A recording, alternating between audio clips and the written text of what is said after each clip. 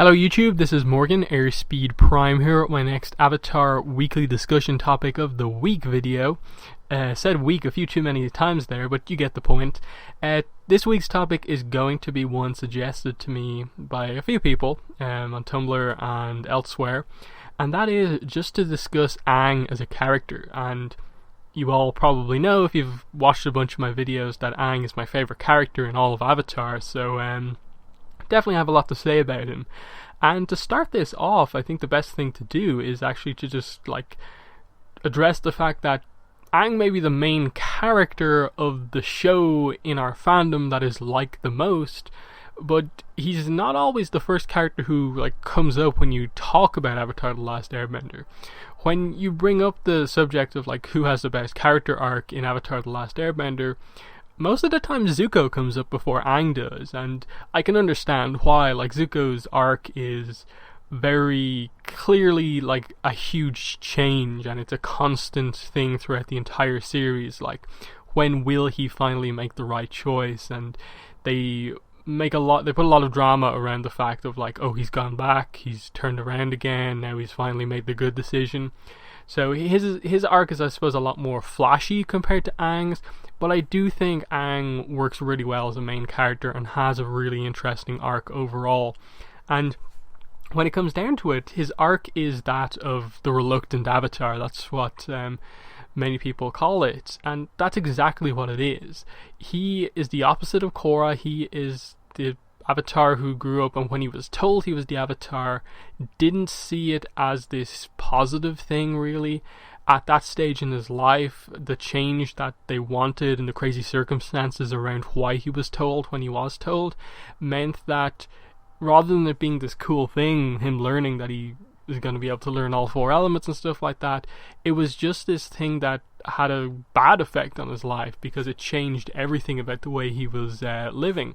And it really shows you his situation, why the Avatar at that point was told at 16 rather than when he was told at 12, in that you're a bit more mature, you're kind of nearly an adult, so them telling you that, okay, you're the Avatar, a lot of responsibility coming up here, they can better handle it rather than Aang, who kind of just coming into being a teenager and stuff like that, and still kind of in that transition period in his life.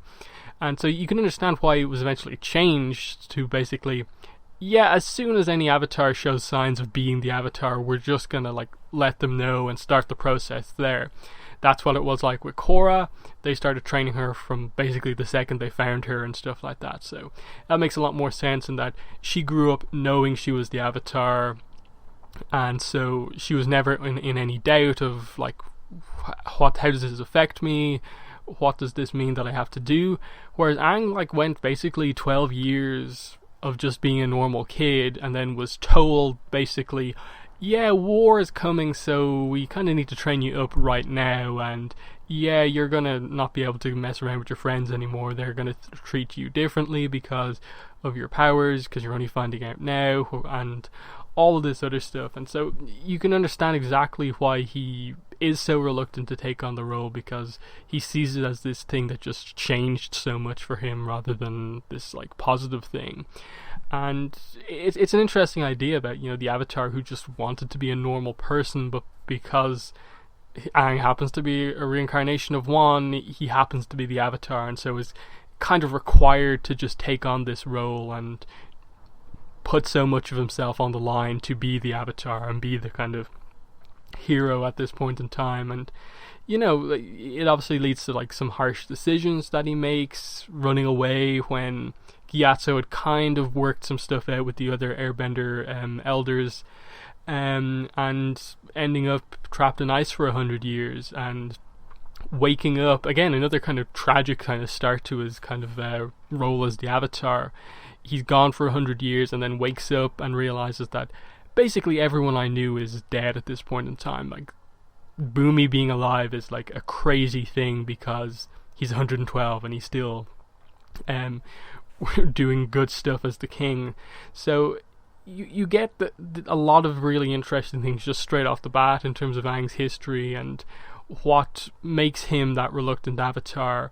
And so when he comes back into the world, the world has basically been at war for 100 years, and he's kind of not sure what to make of this, because obviously Katara and Sokka, when they meet him, are very kind of like, okay, the war's going on.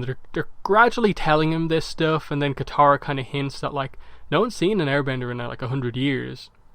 And he's starting to realize what the situation is. And it really isn't until episode 3 at the Southern Air Temple where he fully realizes that he is alone, and really that key other character trait, other than him just being reluctant as the Avatar, comes out. And it relates to that, I suppose, a little bit as well, and that is that Aang gets very attached to the people he cares about. It's definitely that attachment arc that he has that multiple times is shown, that when he loses someone close to him, he gets so angry and so emotional that he almost hurts other people he cares about around him, like Katara and Sokka in episode 3. The end of the desert episode, he nearly kills all those sandbenders, and it's Katara kind of snapping him out of that solves that issue. And then again, in terms of heavy plot stuff in the series, the whole thing in the Guru episode about the opening the kind of final chakra, it's really interesting how they kind of approach that throughout the series, and they link it in heavily to Aang's journey to kind of mastering the Avatar state, and that you have to be kind of void of attachments, which he's kind of meant to be as an airbender and also as the Avatar. So there's kind of two aspects to why he kind of is meant to not be attached so heavily to people, because obviously airbending, the philosophy we now know from Korra as well, like the ultimate goal of a lot of airbenders is to remove all earthly attachments from themselves, so literally they can fly. And it what Zahir showed us is that it takes basically completely removing yourself from basically any person to kind of make that happen. The kind of tragedy of kind of complete loss to almost make that happen. And so for Aang especially, it's that sort of technique that is beyond his reach because of the actual type of character he is, and that he actually does care massively about the people around him and is okay with that. Like, I think that's one of the best parts of the Promise comic, and because not a lot of people talk about the Promise because they see it as, okay, it was a okay start to the series, but it really wasn't that great. But by the end of the Promise, you have this really interesting scene with Aang and Zuko where they're basically just talking about their experiences during that book, and also, I suppose, the stuff that happened at the end of Avatar: The Last Airbender. And they just kind of come down to it, like Zuko admits that my problem at the base level is that I struggle to make the hard decisions, and me finding out that I was right in this whole situation was a kind of shocking thing for me because I was doubting myself so much, and now I have a little bit more confidence to make those decisions. Whereas Aang was kind of talking about how his major flaw, and he admits it himself, is that he is too attached to people, whereas as an airbender, as an avatar, he's not really meant to be. He could be, I suppose, more effective in those two roles if he wasn't so attached. But he says, and probably one of my favorite lines in the comic, that it's something that's true about me, and I'm going to have to accept it for this life at least. So it's this really interesting idea that he knows it's kind of his major flaw as a character, but he's willing to accept it because he likes having those attachments to people, and regardless of the problems that come with it, he's kind of willing to accept that as his kind of one major flaw, just like Zuko's willing to accept that his decision making is never going to be amazing. So I in general just really like Aang's character arc, that reluctant avatar, attachment to people, and then they also towards the end of the series introduce the idea of, as the avatar solving this war conflict, you're kind of expected to take out Ozai to do this. You are the only person in the world who would be able to kill Ozai and not have it be this kind of hostile takeover by another nation. Like, Iroh specifically says that the reason he can't fight Ozai and basically end the war is because everyone else would just see this as, oh, one of the Fire Nation royal siblings has killed the other one to take power. And regardless of the good behind what he did and what Iroh's actual character is, it wouldn't be seen any differently. It would be similar if Zuko had to kill his father. It wouldn't have the same impact. The leader of any of the water tribes, or even like for instance, if the Earth King happened to at that stage be like a fighting Earth King, if the Earth King happened to kill Ozai, it still would have been a problem. The Avatar would be the only person who the world would kind of accept as like, okay, you have ended the war, you've killed someone, but you did it because the role of the Avatar is to keep balance. But the whole point of this series is that like Aang, in his attachment to people, in kind of, I suppose, accepting the role despite being reluctant, and now defeating Ozai without killing him, has kind of proven that you can still stick to your own beliefs and don't have to kind of be forced to take on new beliefs because of a position you were kind of forced into. And that's really interesting, that he's able to like save the day but also kind of keep who he was at a base level, that he didn't kill anyone. He had a chance in that fight to kill Ozai and chose not to, even though it basically turned the fight in Ozai's favor. But he was kind of rewarded for that, in that he was granted the ability of energy bending and stuff like that. And even then, like in the Avatar state, the Avatar state had a chance to kill Ozai, but he snapped out of it and defeated him normally and took Ozai's bending away, which effectively takes him out of power as a ruler and wins the day once again.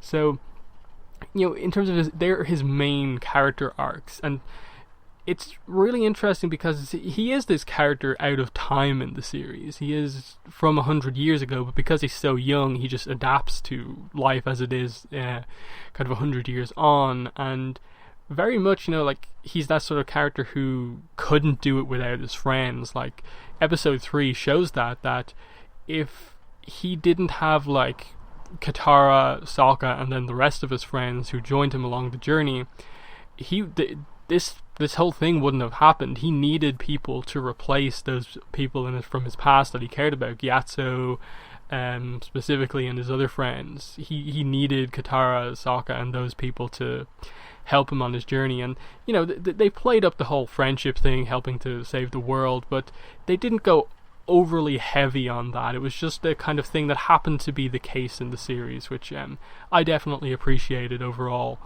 So not a massive, not much else really to talk about it, because I don't want to just analyze the plot of Avatar: The Last Airbender. I want to focus specifically on Aang in this video. And it's interesting because as an airbender, it probably makes him, in terms of being from that nation, makes him one of the more interesting types of Avatar, because of how different that culture is, and that they're at a base level not very violent. So him having to learn these other techniques, which are a bit more kind of violent, have a different culture behind them, a different philosophy, is difficult for him. He adapted to waterbending well, because to some level it is also a peaceful technique. It's not all about attack. But for him, the hardest technique being earthbending, and how that relates to his personality. Again, coming back to the whole reluctant Avatar thing. As an airbender, part of his personality, and relates to a lot of stuff, is that when conflict comes up with Aang, he tends to run away from it. Like the airbending philosophy is to dodge rather than like attack back harder. That's why you see Aang evading a lot of attacks when he's in fights in the series.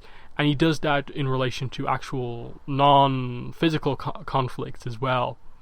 He ran away from the responsibility of being the Avatar in the first place and was trapped in ice. And over the course of the series, even in like the first couple of episodes, you see that a bit. And then when they have to deal with other harder issues as well over the course of the series, it also comes up. And it's just it's a really interesting arc to give him, like, and how it links into his kind of nation that he's from. And earthbending for him is the hardest technique for him to learn, because it requires him to have the philosophy of not dodging things, not evading conflict, but actually facing it dead head on. And again, how that was represented in that episode, Bitter Work, with him standing up to Toph, who's a very strong personality, and Aang usually wouldn't stand up to her because of what Toph's personality is, but he did at this moment and was commanding, and that helped him to learn earthbending. It was a really interesting approach to it, kind of like how Korra, she mastered the three elements that Aang had to learn easily because they matched her personality, whereas airbending, requiring you to be requiring you to be spiritual, requiring you to not be overly focused on the physical aspect of the bending, was the hardest one for her to learn. And that's a really nice concept to have between your two kind of main characters of both series, how their actual bending techniques, which, you know, Avatar is in part an action, a fighting show as well, that relates to the character stuff as well. And, you know, let's talk about the comics a little bit to end this up. I talked about The Promise already and how that was really interesting. Him, Katara, you know, Zuko, Quay, all involved in this book that's all about kind of the leadership of this kind of primarily group of young leaders in the world, kind of adapting to being in that role. That, okay, the war is over now. Aang is now a kind of respected avatar, having brought balance to the world. How does he adapt with now taking on that kind of bringing peace back to the world role, where he doesn't have to just be fighting all the time, and he actually has to be involved in the world leader position, because he's still, like, I suppose in The Promise, like 14, 15, you know, maybe a little younger than that, and he's having to make these decisions that are relate to the kind of fate of the world, kind of almost, in terms of, like, should the Fire Nation leave this part of the Earth Kingdom, this whole political issue, how do we deal with this? And he's dealing with this being like a 14-year-old. But because of the position he's in, he gets a level of respect as a world leader. And, you know, Zuko's involved in that as well, King Quay. And again, you can see the problems that come up from having such young leaders, but also, I suppose, the potential, because they're not so entrenched in the way the world is at that point in time. And, you know, Aang isn't really in the search all that much. He's not much of a focus, and so he doesn't really have much of a character arc as such. He's just there to help his friend, which makes sense. The comic he's probably had the most focus in, apart from The Promise, has been The Rift, because it was about him and Toph and their kind of conflict. And that one was interesting because it's set, obviously, after ATLA, and we have the air acolytes, and he's trying to bring the air nomads back, and it's all about the kind of way in which he's approaching bringing it back. And the approach is like, okay, the airbenders have been gone for 100 years, I'm the only, like, original one left. How do I approach teaching new people in the ways of airbenders? Do I start a new, more modern form of our culture and teach it that way, or do I just basically teach them exactly what I learned when I was younger? And he basically learns over the course of that from his conflict with Toph, and Toph learns from him, for the best way to approach it to be somewhat of a balance. Yes, keep it traditional, because that's the whole point of bringing the airbenders back, that you keep this culture alive somewhat, but you have to adapt to the fact that it is modern times. Everything can't just be the same because so long has passed, and him accepting that and being okay with changing some of the cultural aspects of his nation and stuff like that is really interesting. And it kind of links a little bit into the way Korra goes, in that the airbenders are very different. They don't seem as kind of obsessed with the idea of not having attachments. It's why, like, most of the time, like, it's why, I suppose, the way they presented the flying technique in Korra was so kind of like, wow, that's a massive sacrifice you have to make to learn this technique, like losing everyone close to you, whereas most of the airbenders we know in that series are Tenzin's family. It's a family unit. Aang had a family, of course, and stuff like that. You have all these people who are naturally attached to each other, and then you have all these new airbenders who are used to modern life and having attachments coming from other nations, and so you can sort of see that just at a base level, the new airbenders aren't so heavy on the way they were before.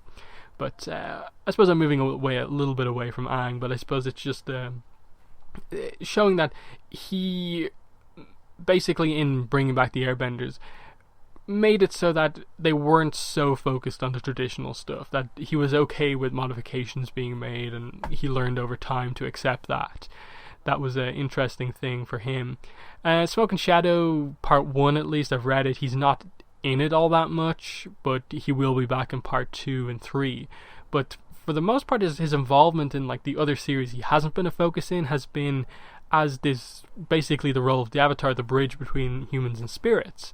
And that's been a really interesting role to see him actually adapt to. Again, while Korra struggled with this stuff, Aang kind of, the stuff Korra was strong at, Aang has struggled with, and vice versa. So Korra struggled with being spiritual. Aang is kind of naturally spiritual. He had to obviously learn stuff because he was new to it, even though airbenders are the most naturally spiritual. Still, just the idea of him being part spirit and actually meeting spirits was a new thing for him, but he adapted to it well because of his personality and how kind of I suppose just open to stuff that he is, and kind of his good nature is worked well with the spirits, and that he is a peaceful person, so he came from the nation that the spirits, I suppose, would be most open to actually dealing with. And you can see that he respects the spirits and their power, but understands that they do need to help somewhat in everything going on. And you can see like that when he goes to Ko for advice and gets the advice from him, and he's friends with Heibai. And then in the other comics you see him really kind of go out of his way to try and help like Rafa and Zuko and Ursa and stuff like that in the search. And then the position he was put in the Rift, with General Old Iron being forced to quote-unquote kill General Old Iron, and how sad he was about being forced to do that, to kind of like the position that General Old Iron kind of put him in, which was basically that like, you're the Avatar but you're primarily human, so you're biased towards humans. And then he kind of forced Aang into a position where, kill me or I'll kill the humans around you. And for a second you think that it's this really crazy moment where Aang has just killed a spirit, and like, what's that going to do to him? And he's really upset about it when it happens, but he then later learns that spirits don't actually die when you kind of physically destroy them.